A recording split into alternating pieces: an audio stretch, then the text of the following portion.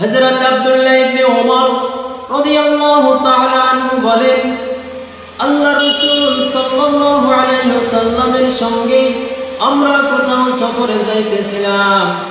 যাওয়ার সময় আমরা দেখতে পেলাম সামনে থেকে একজন গ্রাম্য লোক আসতেছে। গ্রাম্য লোকটা যখন আল্লাহর নবী মুহাম্মদুর রাসূলুল্লাহ সাল্লাল্লাহু আলাইহি ওয়াসাল্লামের সামনে এসে উপস্থিত হয়ে গেল, আল্লাহর নবী সাল্লাল্লাহু আলাইহি ওয়াসাল্লাম জিজ্ঞাসা করলো, ওই গ্রাম্য লোকটাকে, তুমি কোথায় যাইতেছো? গ্রাম্য লোকটা বললেন, আমি আমার নিজের বাড়িতে যাইতেছি। আল্লাহর নবী বললেন, তুমি কি কোনো ভালো কথা চাও নাকি?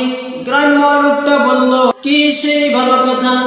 আল্লাহর রাসূল সাল্লাল্লাহু আলাইহি ওয়াসাল্লাম তখন বললেন, তুমি পড়ে নাও, আশহাদু আল্লা ইলাহা ইল্লাল্লাহু ওয়াহদাহু লা শারীকা লাহু ওয়া আশহাদু আন্না মুহাম্মাদান আবদুহু ওয়া রাসূলুহু।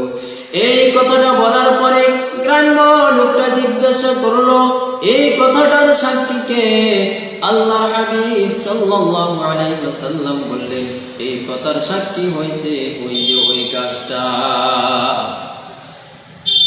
এই কথা বলার পরে আল্লাহর হাবিব সাল্লাল্লাহু আলাইহি ওয়াসাল্লামের সামনে ওই গাছটা আপনা আপনা জমিনকে বিতর্ণ করে দিয়ে, জমিনকে ফাটিয়ে নিম্নভূমির প্রান্তরে ওই গাছটা আল্লাহর হাবিব সাল্লাল্লাহু আলাইহি ওয়াসাল্লামের সামনে উপস্থিত হয়ে গেল।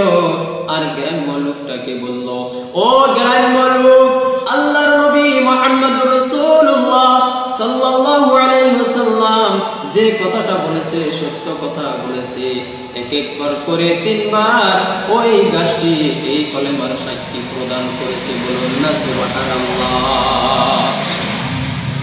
আল্লাহর হাবিব সাল্লাল্লাহু আলাইহি ওয়াসাল্লামের এই কথার সাক্ষী দেওয়ার পরে গাছটা আপনা আপনা আবার নিম্নভূমির প্রান্তরে নিজের জায়গায় চলে গেল।